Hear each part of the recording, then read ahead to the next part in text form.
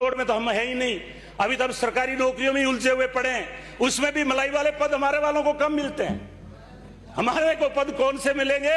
सभापति पद ही वो मिलेंगे जो लूखे सूखे हैं। इसलिए मैं ज्यादा उस गहराई में नहीं जाना चाहता। अगर पिछली सरकार में देखेंगे तो कोई ढंग का कैबिनेट मंत्री भी एससी का नहीं मिलेगा, तो हम तो आपके ऊपर आधारित रहते हैं। इसलिए मैं आपसे आग्रह करना चाहता हूं, और यदि हमारा कोई तेज तर्राट आदमी बोल गया तो टिकट की गड़बड़ हो जाएगी, टिकट कट जाएगी उसकी। इसलिए पिछली बार कुछ लोग बीजेपी में बोले, डांगाबाज कांड हुआ, एक एमएलए चली गई। थोड़े दिनों बाद मैंने पढ़ा कि कोटा में पुलिस के द्वारा पिटाई हो रही है, उसके ऊपर मुकदमा उल्टा हो रहा है। तो मैं कहना यह चाहता हूं आपसे कि आज हमें यह विचार विमर्श करना पड़ेगा, क्योंकि सामने बैठे हैं वो भी बुद्धिजीवी हैं, शासन चला चुके हैं, सारी बात अच्छी तरह से जानते हैं। लेकिन हमारी एक पीड़ा है, हम आर्थिक कमजोर रहने को तैयार हैं, हम झोपड़ी में रहने को तैयार हैं। हमने मोमबत्ती देख करके उसको रात को उजाला करके पढ़ाई की, एमए की, सामाजिकल हॉस्टलों में रहे, हमें कोई दर्द नहीं, हमें लुखी सो की रोटी मिली। आज भी हमारा बच्चा जो समाज कल्याण हॉस्टल में रह रहा है उसको कोई किसी तरह की बड़ी सुविधा नहीं है। हम जब हॉस्टल में जाते हैं, गद्दे पुराने हैं, चद्दर मेली पड़ी है, आटे में इलिया पड़ी है, सब्जी आती है उसमें भी आधा सुपरडेंट माल बढ़ा जाता है। इसलिए बहुत सारी बातें हैं, वो परिस्थिति हम झेलने को तैयार है। पानी एक समय था कि 2-2 किलोमीटर से लाके पीते थे, लेकिन आज मैं कहना चाहता हूं सभापति महोदय कि अगर हम 200 आदमी ये सोच लें कि हमारे देश में समानता हो, जाति के नाम पे किसी को अपमानित ना किया जाता हो, जाति के नाम पर के ऊपर से पानी नहीं पिलाया जाता हो। जब मैं नोखा में गया, सभापति महोदय, मेरे से जो पहले एमएलए थे उनको खाने के बर्तन साथ में रखने पड़ते थे, उनको पानी का लोटा साथ में रखना पड़ता था। मैं तो कहता हूं एक दिन अछूत बन के हमारी तरह आप जी के देखो, ताकि आपको भी एहसास हो कि अछूत का जीवन क्या है। इसलिए मैं आपसे आग्रह करना चाहता हूं सभापति महोदय कि मैं ना आपसे धन की मांग कर रहा हूं, वो जो सुविधा है सभी आप इस संविधान के अंदर वो दें। मैं तो आपसे एक ही मांग कर रहा हूं, हमें आत्म सम्मान चाहिए। आप जाति के नाम पर हमें नीचा मत समझिए, इससे ये आपके भी देश में कलंक लगा हुआ है।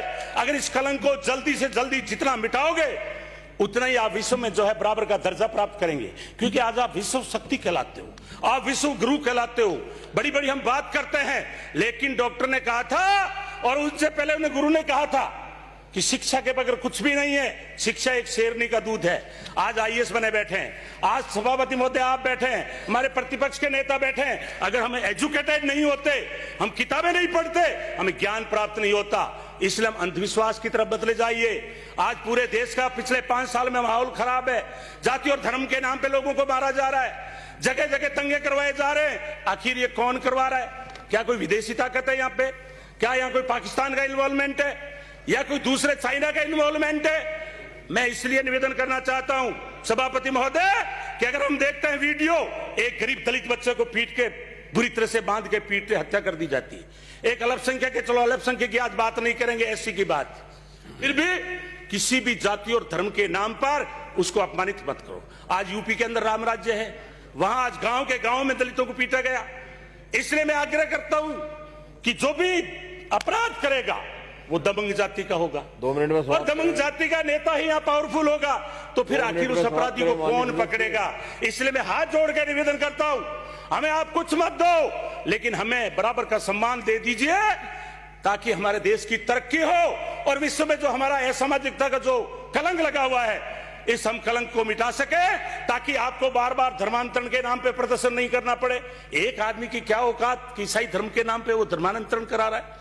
देश हमारा है, हम लोग देश के हैं। इसलिए आप यहां, चूंकि आपको मीडिया में खबर बनानी है, उसकी बजाय एक प्रभावशाली आदमी अगर उस गरीब को इज्जत देगा, वो आदमी धर्म परिवर्तन नहीं करेगा। मैं एक उदाहरण देके बैठूंगा, मेरे एक यहाँ मेघवाल अलादीन बन गया, मुसलमान धर्म परिवर्तन कर लिया। मैं गया, मेरे मामा लगता था, मैंने कहा मामा, छगना राम नाम था, थोड़े दिन पहले की बात है, कोई 10-20 साल पहले।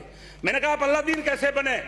उन्होंने कहा गोविंद राम, मेरे पे 20,000 रुपया कर्जा था, मैं किसी के पास जाता हूं बढ़िया उधार नहीं देता, किसी के पास जाता हूं उधार पैसा नहीं देता, किसी के पास जाता हूं कि पानी पिला तो जाति पहले पूछते हैं।